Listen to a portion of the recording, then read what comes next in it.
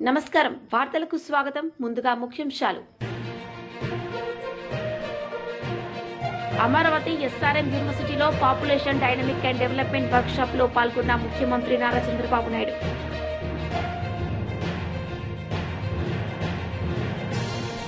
మంత్రి కోమటిరెడ్డి వెంకటరెడ్డి మీడియా సమావేశం, పలు అంశాలపై వివరణ.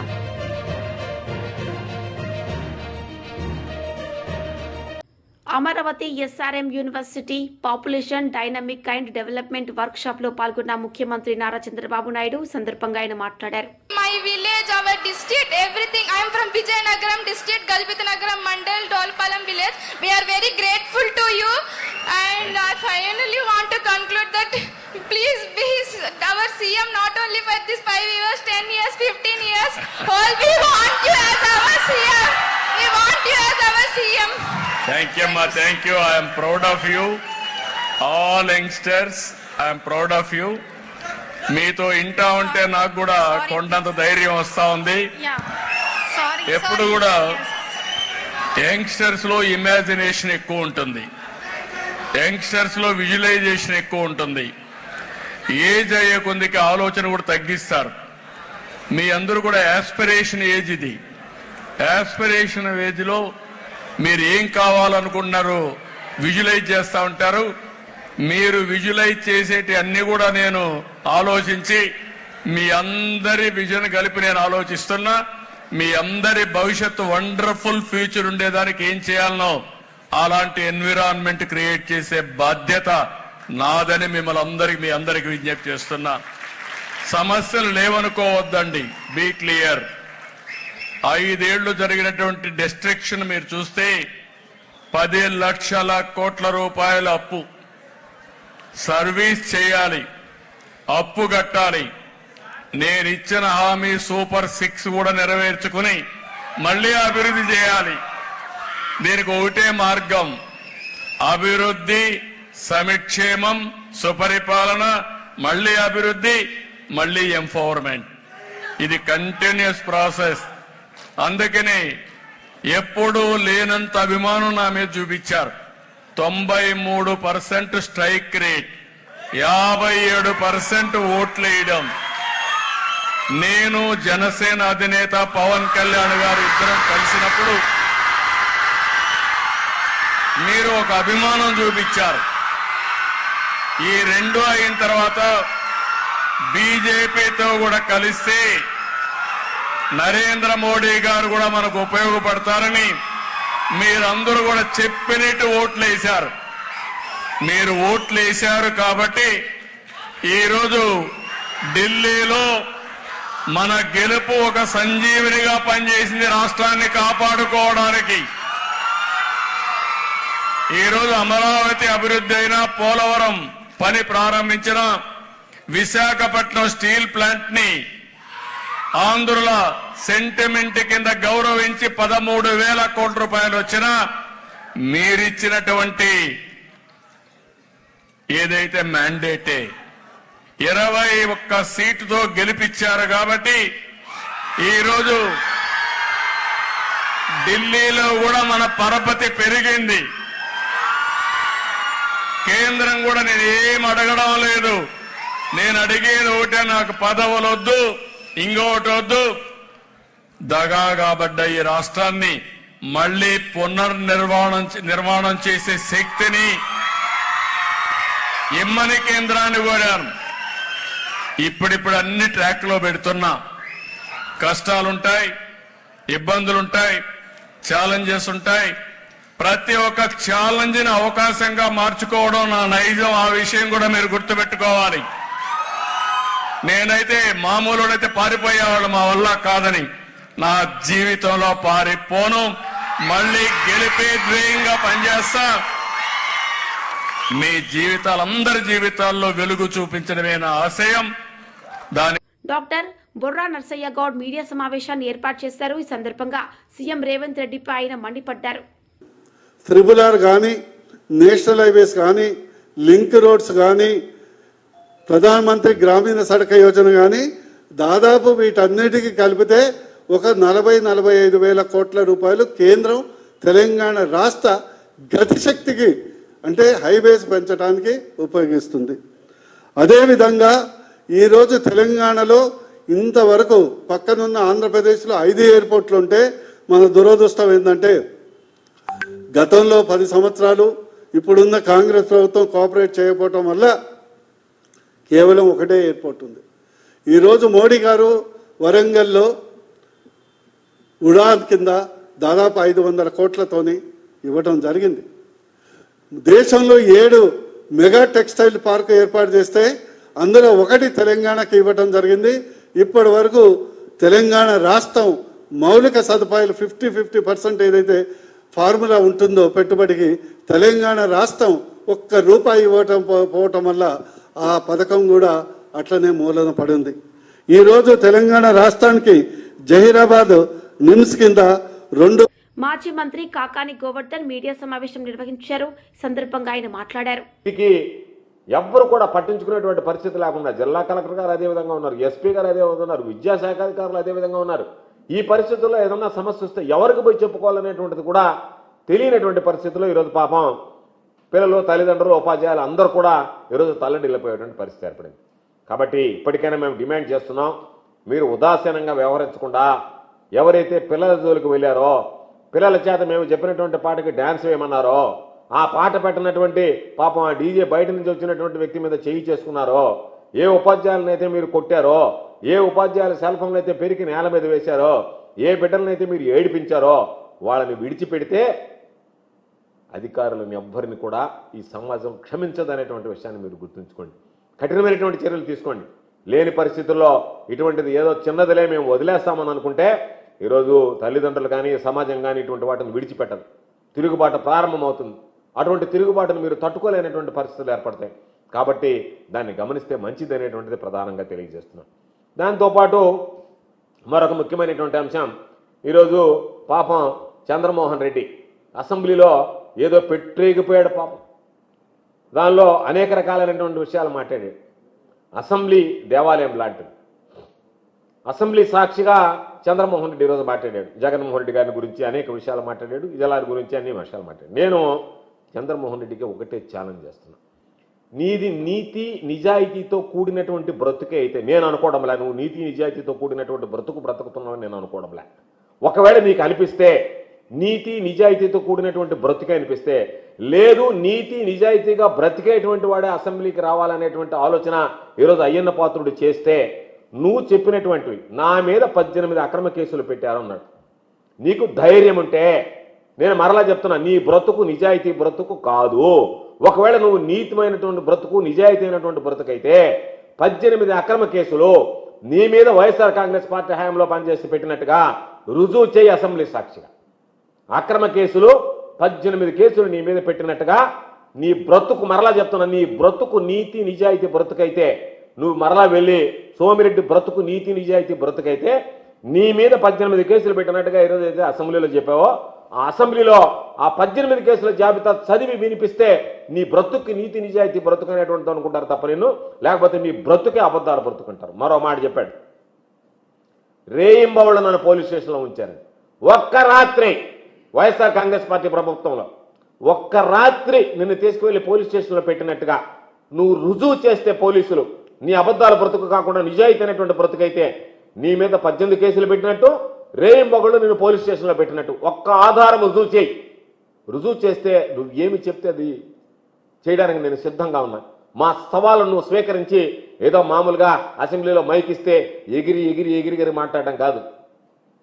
నీకు నీతి నిజాయితీ ఉంటే నేను చెప్పినటువంటి మాట నిలబడి అసెంబ్లీలో మరలా ఇంకో మాట చెప్పాడు, నా మీద కేసులు పెట్టారు, నా సొంత స్థలం పాపమంట అన్ని ఆస్తులు పోగొట్టుకున్నాడు రాజకీయాలు. దరిద్రుడా, నిన్నగాక మొన్న ఇక్కడ ఆఫీసు కొన్నావు, కూతురికి హైదరాబాద్లో లేఅవుట్ వాళ్ళ దగ్గర డబ్బులు తీసుకుని విల్లా కొనిచ్చావు, ఆస్తులు కూడబెట్టుకునేటువంటి నువ్వు రాజకీయాల్లో ఆస్తులు పోగొట్టుకున్నావా? 2 ఎకరాల 30 సెంట్లు అమ్ముకుంటే దాని మీద నాన్ బెయిలబుల్ కేసు పెట్టి కూర్చోబెట్టారు. నేను ఇదే చెప్తున్నా, నువ్వు నా మీద పోలీసులు కేసు నమోదు చేశారు 2 ఎకరాల 30 సెంట్లు. దాని విషయం కూడా చెప్తా. దాని విషయం ఏంది, ఏం జరిగింది? పాపం నువ్వు వెనక ఉన్నటువంటి బీడు పొలం, రోడ్డుకి వెనక పక్కన ఉన్నటువంటి స్థలం కొని అదే సర్వే నెంబర్లో రోడ్డు పక్కన ఉండేటువంటి ఖరీదైనటువంటి స్థలాన్ని అమ్మేసి 2 ఎకరాల 30 సెంట్లు. ఆ యజమాని ఎవరైతే ఉన్నారో 2 ఎకరాల 30 సెంట్లకు సంబంధించినటువంటి యజమాని మాజీ మంత్రి హరీష్ రావు మీడియా సమావేశం నిర్వహించారు. సందర్భంగా సీఎం రేవంత్ రెడ్డిపై విమర్శలు చేశారు. అరే గోదావరిలో నీళ్ళు ఎట్లా తీసుకుపోతావు? మా సమ్మక్క సాగర్కి అనుమతి రాలేదు, మా సీతమ్మ సాగర్కి అనుమతి రాలేదు, మా కాళేశ్వరం 3rd ఫేజ్కి అనుమతి రాలేదు, మా డాక్టర్ బాబాసాహెబ్ అంబేద్కర్ వార్ధా ప్రాజెక్టుకు ఇంకా మీరు నీటి కేటాయింపులు జరపలేదు. మా అన్ని అక్కడనే పెట్టి నువ్వు వరద జలాల పేరు మీద గోదావరి జలాలను ఎట్లా తీసుకుపోతావని ఇలా గట్టిగా తెలంగాణ గొంతుకగా ప్రశ్నించిన పార్టీ బీఆర్ఎస్ పార్టీ. నా కాంగ్రెస్ అడగలే, నా బీజేపీ అడగలే. కాంగ్రెస్కి ఏమో గురువు ఉన్నాడు, అడిగే ధైర్యం లేదు. బీజేపీ ఏమో పొత్తుల పార్టీ. మరి ఎవరైంది ఇలా తెలంగాణ గొంతుక? అధికారంలో ఉన్నా లేకపోయినా తెలంగాణ ప్రజల పక్షాన నిజాయితీగా నిలబడేటువంటి పార్టీ, ఉద్యమ పార్టీ అయిన బీఆర్ఎస్కే ఆ ఘనత దక్కుతుంది. ఇవాళ కృష్ణా జలాల్లో కూడా ఆంధ్రప్రదేశ్ రాష్ట్రం అత్యధికంగా నీళ్లు తీసుకుపోయింది. ఇవాళ ఖమ్మం, నల్గొండ, మహబూబ్ నగర్ లో పంటలు ఎండుతా ఉన్నాయి. దాని మీద ప్రశ్నించింది, ఈ ప్రభుత్వాన్ని తట్టిలేపింది కూడా బీఆర్ఎస్ పార్టీ. సో బీఆర్ఎస్ కు ఉన్నటువంటి నిజాయితీ, తెలంగాణ పట్ల చిత్తశుద్ధి ఈ రాష్ట్రంలో ఇంకే రాజకీయ పార్టీకి ఉండదు. ఉద్యమాల్లో పుట్టినటువంటి పార్టీ, ప్రజల ఆకాంక్షల్లో నుంచి పుట్టినటువంటి పార్టీ, అన్యాయాన్ని ఎదిరించడానికి పుట్టినటువంటి పార్టీ. సో ఈ పార్టీ ఈరోజు 25 సంవత్సరాలు పూర్తి చేసుకొని రజతోత్సవ సభ జరుపుకుంటా ఉంది. అంటే ఇప్పుడే యవ్వనంలోకి ప్రవేశించింది. 25 ఏళ్ళు అంటే ఇంకా మా యంగ్ పార్టీ, యవ్వనంలో ప్రవేశిస్తున్నాం. ఇంకా అద్భుతమైన భవిష్యత్తు ఉన్నటువంటి పార్టీ. సో ఈ సభకు విజయవంతం చేయాలని, ఈ సభకు ఏర్పాట్ల కోసం ఈరోజు మేము వరంగల్ రావడం జరిగింది. మా జిల్లా పార్టీ నాయకులందరూ కూడా గత కొంతకాలంగా శ్రమించి చాలా మంచి ఎక్సర్సైజ్ చేసి ఎన్నో గ్రౌండ్స్ కూడా చూశారు. మేమందరం కూడా ఇంకా జాగ్రత్తగా వీటిని పరిశీలించి మళ్ళొక రౌండ్ కూడా వచ్చి ఫైనల్ చేస్తాం. మీతో కూడా రెగ్యులర్ టచ్లో ఉంటాం. ఎందుకంటే ఇంకా వచ్చే 4 రోజులు ఒకసారి అసెంబ్లీ అయిపోతే ఎక్కువ వరంగల్లోనే ఉండి మీడియాతో కూడా ఇంకా డీటెయిల్గా మాట్లాడతాం. ఇవాళ కొంచెం మీకు కూడా ఆలస్యమైనట్టుంది. సో సహృదయంతో అర్థం చేసుకోవాలని కోరుకుంటున్నాం. ఏమంటారే, లక్షలాది మందితో ముఖ్యమంత్రి రేవంత్ రెడ్డిని జూబ్లీ హిల్స్ నివాసంలో Telangana film development corporation chairman Dil Raju మర్యాదపూర్వకంగా కలిశారు. గద్దర్ తెలంగాణ చలనచిత్ర పురస్కారాల విధానాలను ముఖ్యమంత్రి ఆమోదించిన నేపథ్యంలో దిల్ రాజు కలిశారు. ముఖ్యమంత్రి రేవంత్ రెడ్డిని జూబ్లీ హిల్స్ నివాసంలో సినీ నటులు మంచు Mohan Babu, movie artist association అధ్యక్షుడు మంచు విష్ణు మర్యాదపూర్వకంగా కలిశారు. మంత్రి కోమటిరెడ్డి వెంకటరెడ్డి మీడియా సమావేశం నిర్వహించారు. సందర్భంగా ఆయన మాట్లాడారు.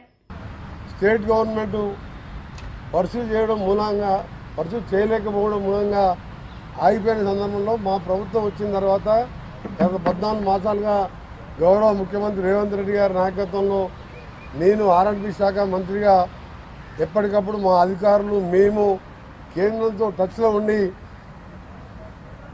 త్రిపురలో northern road Sangareddy to Bhuvanagiri వరకు సంబంధించి చౌటుప్పల వరకు టెండర్లు కూడా పిలిచేసి తీసుకొచ్చాము. 95% పైన ల్యాండ్ ఎక్విజిషన్ కూడా క్లియర్ చేయడం జరిగింది. దానికి ఇక్కడే క్లియరెన్స్ వచ్చిన తర్వాత అక్కడ రైతులకు కంపెన్సేషన్ ఇవ్వడం జరుగుతుంది. కానీ దానికంటే ముందు క్యాబినెట్ అప్రూవల్ కావాలి కాబట్టి ఈరోజు గడ్కరీ గారిని స్పెషల్గా నేను వచ్చిన సందర్భం ముఖ్యమైనది అది. దాన్ని వారు కూడా సానుకూలంగా స్పందించి ఒక 2 మంత్స్లోనే దీనికి సంబంధించిన అన్ని క్లియరెన్స్లు చేసి ప్రైమ్ మినిస్టర్ గారికి క్యాబినెట్లో ఆమోదం కోసం పంపడం జరుగుతుందని చెప్పి వారు మాకు హామీ ఇవ్వడం, ఈ సందర్భంగా కేంద్ర మంత్రి గడ్కరీ గారికి తెలంగాణ రాష్ట్ర ప్రభుత్వం తరఫున మా R&B శాఖతో పాటు మా ముఖ్యమంత్రి గారి తరఫున గడ్కరీ గారికి కృతజ్ఞత తెలియజేసుకుంటున్నాం. ఎందుకంటే 2 మంత్స్లోనే అన్ని క్లియర్ చేస్తానని చెప్పి వారు చెప్పడం జరిగింది. అలాగే సదరన్ పార్టీకి సంబంధించిన ప్రపోజల్స్ కూడా అలైన్మెంట్ కూడా పంపాలని కూడా వారు చెప్పడం జరిగింది. ఇప్పటికే మేము కూడా అలైన్మెంట్ చేయడం జరిగింది. అది పోయిన తర్వాత ముఖ్యమంత్రి గారితో డిస్కస్ చేయడం జరుగుతుంది. రెండవది ముఖ్యమైనది హైదరాబాద్ విజయవాడ 6 లేనింగ్ సంబంధించి మీ అందరికీ తెలుసు లాస్ట్ టైం పార్లమెంట్లో ఎన్నిసార్లు నేను మాట్లాడినాం. దానికి సంబంధించి కేంద్ర మంత్రివర్యులు ఒకటే చెప్పారు, దాన్ని మచిలీపట్నం వరకు ఎక్స్టెండ్ చేస్తూ కన్సల్టెంట్ని పిలవడం జరిగింది. నేను అప్పుడు చెప్పాను, మళ్ళీ దీన్ని మీరు మచిలీపట్నం అంటే లేట్ అవుతుంది, ఫస్ట్ ఇప్పుడు Hyderabad border Ramoji film city అవతలకి వెళ్ళి విజయవాడకు ఒక ప్యాకేజు 6 లేన్ కోసం ఆల్రెడీ ల్యాండ్ ఎక్విజిషన్ అయిపోయింది, దాన్ని టెండర్ పిలవాలని చెప్పినప్పుడు ఎమ్మడే నేషనల్ హైవే చైర్మన్ గారితో సెక్రటరీ గారితో మోర్ సెక్రటరీతో మాట్లాడి 2 ప్యాకేజీలుగా చేస్తూ విజయవాడకి వెళ్ళి మచిలీపట్నం ఒక ప్యాకేజు, హైదరాబాద్ శివారు అంటే రామోజీ ఫిలిం మల్కాపూర్కి వెళ్ళి విజయవాడ వరకు 2 ప్యాకేజీగా చేసి 2 నెలల్లో ఆ ప్రాసెస్ కంప్లీట్ చేసి టెండర్లు పిలవాలని చెప్పి వాడు ఆదేశాలు ఇవ్వడం జరిగింది. అది కూడా సంతోషకరమైన వార్త. మూడవది 12 ఆర్ఓబీలు దాదాపు 1000 కోట్ల రూపాయలు విలువ చేసే ROBs road over bridges sanction చేయడం జరిగింది. దాన్ని కూడా ఎమ్మడే అప్రూవల్ చేసి శాంక్షన్ చేస్తున్నానని చెప్పడం జరిగింది. ఇంకా మిగిలిపోయిన విషయాలు మీ అందరికీ తెలుసు. శ్రీశైలం వెళ్ళే ఎలివేటెడ్ కారిడారు 62 కిలోమీటర్లకు దాని మీద డిపిఆర్తో పాటు స్పీడప్ చేయాలని అడిగినప్పుడు దాన్ని సపరేట్గా మీటింగ్ పెట్టాలని అక్కడున్న అధికారులకు వారు చెప్పడం జరిగింది. ఎందుకంటే ఫారెస్ట్కి తెలుసు 62 కిలోమీటర్లు అంటే చాలా పడుతుంది. దానికి సంబంధించి ఎలివేటెడ్ కారిడార్ సంబంధించి సపరేట్ మీటింగ్ పెడతానని చెప్పి వారు మాకు హామీ ఇవ్వడం జరిగింది. దాంతోపాటు మన కొల్లాపూర్ దగ్గర కృష్ణా నదిపై కేబుల్ బ్రిడ్జ్ 1200 కోట్లు సోమశీల ఆ కేబుల్ బ్రిడ్జ్ కూడా 1200 కోట్లతోని టెండర్లు కూడా పిలవడానికి అన్ని ఏర్పాటు చేస్తున్నామని చెప్పి హామీ ఇవ్వడమే కాకుండా 5 రోప్వేలు అడిగినాం మేము. యాదగిరిగుట్టతో పాటు మన భువనగిరితో పాటు రామగిరి కిల్లాతో పాటు డిఫరెంట్ ప్లేసెస్లో రోప్వేలు పర్వతమాల ప్రాజెక్టు కింద అడిగినప్పుడు దాన్ని కూడా వారు శాంక్షన్ చేస్తున్నట్టు చెప్పడం జరిగింది. మొన్న కూడా రోడ్డు కూడా 4 ఏళ్ల కింద టెండర్ పిలిస్తే కాంట్రాక్టర్ చేయకపోవడం, ల్యాండ్ ఎక్విజిషన్ ఫారెస్ట్ క్లెయిమ్తో అయిపోయింది. దాన్ని కూడా స్పీడప్ చేయాలని చెప్పి వారు ఆదేశాలు ఇవ్వడం జరిగింది. రెండవది మన తెలుగు రాష్ట్రానికి చెందిన యువ నాయకుడు గౌరవ పౌర విమానయాన శాఖ మంత్రి రామ్మోహన్ నాయుడు గారిని కలవడం జరిగింది. ఇదే సేమ్ 6 ఎంపీలు అందరం కలిసి దాదాపు గంట సేపు పార్లమెంట్లో ఆయన ఛాంబర్లో పిలిచి మీటింగ్ పెట్టుకొని ముందుగా మామనూరు ఎయిర్పోర్టు మా ముఖ్యమంత్రి గారు చొరవ తీసుకొని అడ్వాన్స్గా ల్యాండ్ ఎక్విజిషన్ 205 కోట్లు ఇవ్వడమే కాకుండా మా అధికారులు కూడా ఇప్పటికే ల్యాండ్ ఎక్విజిషన్ సంబంధించి అక్కడంతా కూడా ఏర్పాటు చేయడం జరిగింది. అందరు రైతులు కూడా దాదాపుగా ఒప్పుకున్నారు. వాళ్ళకి కావాల్సిన కంపెన్సేషన్తో పాటు అక్కడ ఇన్ఫ్రాస్ట్రక్చర్ సంబంధించి ఏ విధంగా ఉండాలి ఆ డిజైన్ కూడా కాకతీయ మోడల్లో ఉండే విధంగా మా ముఖ్యమంత్రి గారు కూడా అదే ఆలోచించిండు, మంత్రి గారు కూడా అదే సూచన చేశారు. దాన్ని కూడా ఇంకా 5-6 పర్మిషన్ రావాలి మాకు కేంద్రంకి వెళ్ళి. ఇప్పుడు జిఎంఆర్కి వెళ్ళి ఎన్ఓసి తీసుకున్నాం, కానీ ఇంకా 5-6 పర్మిషన్లు వచ్చేవి ఉన్నాయి. దానికి వెంటనే ఇస్తానని చెప్పారు. అది 2 ఇయర్స్ 1.5-2 ఇయర్స్ లోపటే ఇంక్లూడింగ్ పెద్ద ఫ్లైట్లు దిగే విధంగా ఎయిర్పోర్ట్ కంప్లీట్ చేస్తానని చెప్పి వారు హామీ ఇవ్వడం జరిగింది. మా ముందల్నే గత వైసీపీ ప్రభుత్వం విద్యార్థుల బ్యాగులు, బెల్టు, పుస్తకాలపై జగన్ పేర్లు, బొమ్మలతో నింపేసింది. చివరికి పిల్లలకి ఇచ్చే గుడ్లపైన పేర్లు వేసుకునే స్థాయికి దిగజారిపోయాడు జగన్ అని మంత్రి లోకేష్ అన్నారు. చిక్కీ అధ్యక్ష, చిక్కీకి ఆయన ఫోటోలు అధ్యక్ష, చిక్కీకి ఆయన ఫోటో అధ్యక్ష. ఓకే అధ్యక్ష, బెల్ట్ పైన ఆయన పేరు అధ్యక్ష. పిల్లలు వేసుకున్న బెల్ట్ పైన జగన్ అన్న విద్యా కానుక. అందరు చూపించాలా? స్క్రీన్ లేదబ్బా, మీకు అందరు పంపిస్తా, అందరు చూడొచ్చు. దెన్ విచిత్రం ఏంటంటే అధ్యక్ష, పిల్లలు రాసే వర్క్ బుక్ అధ్యక్ష, దానిపైన మాజీ ముఖ్యమంత్రి గారి ఫోటో. ఫోటో కూడా ఎలాగొని చూడండి అధ్యక్ష. ఎట్లంటే ఇది ఎట్లంటే ప్రతిదీ గౌరవ సభ్యులు పార్థసారథి గారు చెప్పారు, చివరికి డిక్షనరీ కూడా వదిలిపెట్టలా. అక్కడ కూడా మాజీ ముఖ్యమంత్రి గారు ఫోటో అధ్యక్ష. అధ్యక్ష గుడ్డు కూడా వదిలిపెట్టలేదు అధ్యక్ష. పాపం గుడ్డేం పాపం చేసినా కానీ రాజశేఖర రెడ్డి గారి పేరు అధ్యక్ష. వైఎస్ఆర్ ఎస్పీ గుడ్డు పైన కూడా స్టాంప్. అంటే కోడి గుడ్డుని కూడా చివరికి ప్రభుత్వం బ్రాండింగ్ వదిలిపెట్టారు. ఇదే అయిపోయింది. నెక్స్ట్ వస్తాను అధ్యక్ష. బ్యాగ్ అధ్యక్ష. బ్యాగ్ పైన కూడా ఆయన పేరు అధ్యక్ష. బ్యాగ్ పైన కూడా ఇక్కడ ఆయన పేరు పెట్టుకున్నారు అధ్యక్ష. అంటే ఎంత న్యాయం ఒకసారి గౌరవ సభ్యులు అందరూ గమనించాలి. అంటే ఎక్కడ చూసినా ముఖ్యమంత్రి గారి పేర్లు పెట్టాలా, పార్టీ రంగులు పెట్టుకోవాలా, ఇదే లక్ష్యంతో గత ప్రభుత్వం పనిచేసింది. అంటే ఒక ప్రాపగాండా మెషిన్ గా గత ప్రభుత్వం ఈ వ్యవస్థను వాడింది అధ్యక్ష. వార్తలు ముగించే ముందు ముఖ్యాంశాలు మరోసారి. అమరావతి ఎస్ఆర్ఎం యూనివర్సిటీలో population dynamic and development work shop లో పాల్గొన్న ముఖ్యమంత్రి నారా చంద్రబాబు నాయుడు.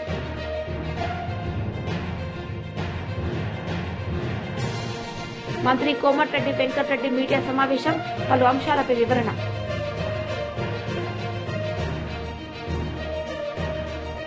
ఈ వార్తలు ఇంతటితో సమాప్తం. తిరిగి ప్రసారమయ్యే వార్తల్లో మళ్ళీ కలుద్దాం. అంతవరకు సెలవు. నమస్తే.